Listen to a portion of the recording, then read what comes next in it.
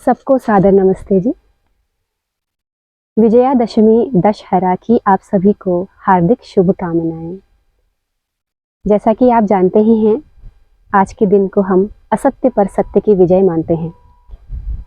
हमारे समाज में कुछ मान्यता है कि विजयादशमी के दिन श्री रामचंद्र जी ने रावण का वध किया था, और कुछ ऐसी भी मान्यता है कि श्री रामचंद्र जी ने आज ही के दिन दिग्विजय यात्रा शुरू की थी।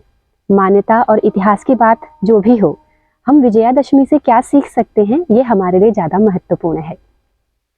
शब्द को समझते हैं। विजयादशमी अर्थात दशमी तिथि को विजय की यात्रा की अर्थात अथवा विजय प्राप्त की, और दशहरा दश होरा से दशहरा बन गया है।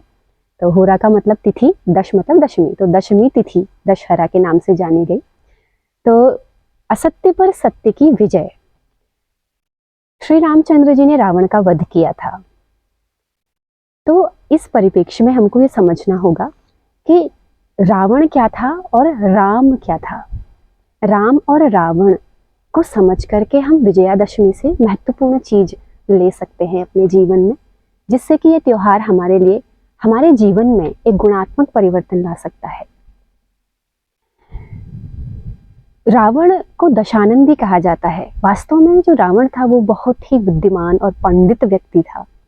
कहते हैं कि वो चारों वेदों का, 6 उपनिषदों का, 6 दर्शनों का, माफ कीजिएगा, 6 दर्शनों का जानने वाला था, तो इसलिए उनको दशानन कहा जाता है।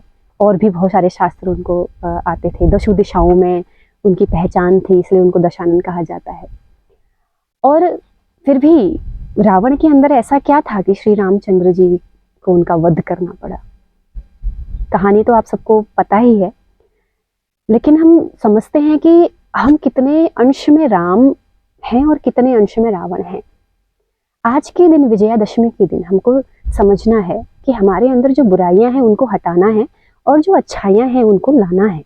श्री राम जो थे वो अपने में धारण करना है, और रावण के अंदर पंडित होते हुए भी, विद्वान होते हुए भी जो बुराइयां थी उनको अपने आप से हटाना है। ये हमको आज के दिन बड़ी गहराई से समझना है। तो हम समझते हैं दशमी, विजयादशमी, किन 10 चीजों पर हमको विजय प्राप्त करनी है, जिससे कि विजयादशमी हमारे लिए बहुत ही उपयोगी हो जाएगा। तो पहला है मद, जिसको अंग्रेजी में आप कहते हो प्राइड। बहुत घमंड हम लोगों को किसी चीज का हो जाता है। तो रावण को भी घमंड था, तो इसलिए श्री रामचंद्र जी ने उनका वध किया। केवल इसलिए नहीं किया कि उन्होंने सीता का हरण किया था। सीता हरण के पीछे भी उनमें वो 10 बुराइयां थी जिस कारण से उन्होंने सीता का हरण किया। इसलिए श्री रामचंद्र जी को रावण की वजह से जितने भी लोग परेशान थे उन सब उसका वध करना पड़ा, और उन लोगों को उन परेशानी से बाहर निकालने के लिए उनको रावण का वध करना पड़ा।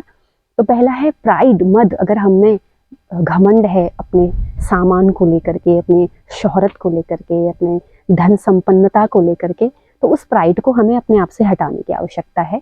तो उतने अंश में हम राम बन जाएंगे। यदि हमें प्राइड है तो फिर हम रावण हैं। दूसरा है ग्रीड, लोभ। आवश्यकता अनुसार चीजों को हमने रखा हुआ है, उसके बाद भी हम और चीजों को इकट्ठा करते जा रहे हैं। तो बस मेरे पास ये चीज होनी ही चाहिए, आवश्यकता नहीं है फिर भी इकट्ठा करते जाओ, दूसरे की चीजों पर लालच करो। अगर ये हम में है तो हम उतने अंश में रावण हैं।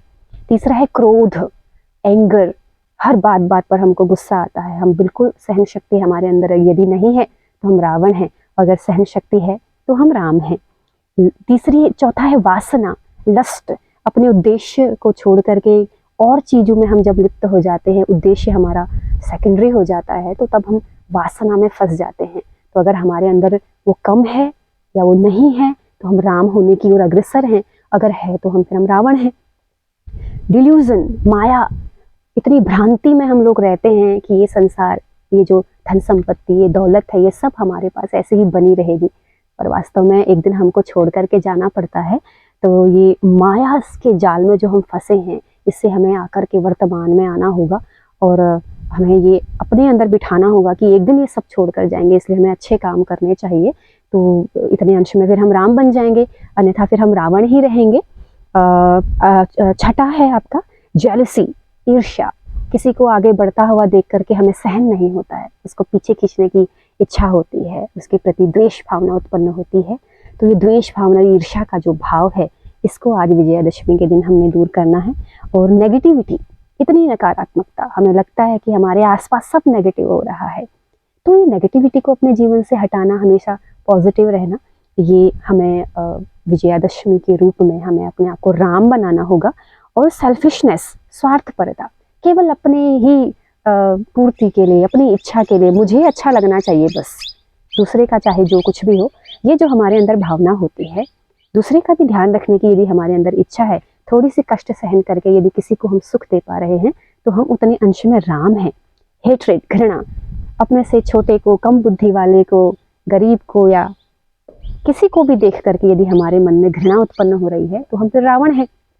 अहंकार, सबसे बड़ा अहंकार, कहते हैं कि अहंकार, सोने की लंका भी ढह गई थी रावण के अहंकार के कारण। और आज हम देखते हैं कि पदे पदे हमारे जीवन में अहंकार ऐसे मुंह उठा करके आता है, और हम कुछ उस समय ना आओ देखते हैं ना ताओ देखते हैं, और अपना ऐसा व्यवहार बिगाड़ देते हैं, तो अहंकार के कारण से। तो ये 10 चीज़ें जो हैं, इन चीज़ों को हमें विजयादशमी के दिन अपने भीतर से बाहर निकालना है। और इसको हटा करके जब हम, हमारा जो स्वरूप होगा वो राम का स्वरूप होगा, और इनसे युक्त जब हमारा स्वरूप होगा तो वो रावण का स्वरूप होगा। तो यही दशमी का जो हमारे लिए महत्व है, इस महत्व को हमको समझना होगा। आज हम देखते हैं कि बहुत सारे लोग आजकल राम लीला का मंचन करते हैं, और फिर आज विजयादशमी के दिन रावण का पुतला बनाते हैं और फिर उनको, रावण को जलाते हैं। तो यदि हम राम बन जाएं, तो फिर वो जो पुतला हमने, ये जो 10 चीज़ें हैं, मद, लोभ, क्रोध, वासना, माया, ईर्ष्या, नकारात्मकता, स्वार्थपरता, घृणा और अहंकार, ये रावण है हमारे अंदर। तो जब हम राम बन जाएंगे, राम बनने का प्रयास करेंगे, तो समाज में ये सारी जो बुराइयां हैं, आतंकवाद है, घृणा है, एक दूसरे को नीचा दिखाने की भावना है, आज समाज में एक दूसरे को सब मारने काटने को तैयार हैं, ये मन में जो ये 10 चीज़ें हैं, ये होने के कारण, तो वो पुतला जलाने का अधिकारी हम तभी हो पाएंगे जब हमारे अंदर ये 10 चीज़ें नहीं होंगी, जब हम राम बनेंगे। तो आज तो हम स्वयं ही रावण बने हुए हैं, तो फिर हम रामलीला का मंचन किस प्रकार से कर सकते हैं। तो हमें इससे संदेश अपने जीवन में लेना है और सीखना है, समझना है कि हमें राम बनना है। वास्तव में हम रावण ही हैं अभी। तो रावण तो बहुत बड़े विद्वान भी थे, बहुत पढ़े लिखे भी थे, उसके बाद भी उनका अंत हुआ। क्यों? क्योंकि उनमें ये 10 चीज़ें आ गई थी। आज हम रावण के बराबर विद्वान नहीं हैं, उसके बाद भी हम में ये 10 चीज़ें हैं। तो हम लोगों को ये समझना है। आशा करती हूँ कि मैं जो समझ पाई हूँ विजयादशमी के दिन कि हमें क्या ग्रहण करना चाहिए, क्या छोड़ना चाहिए, वो मैं आप लोगों तक पहुँचा पाई हूँ। एक बार फिर से आपको विजयादशमी की हार्दिक शुभकामनाएं। बहुत बहुत धन्यवाद। सादर नमस्ते जी।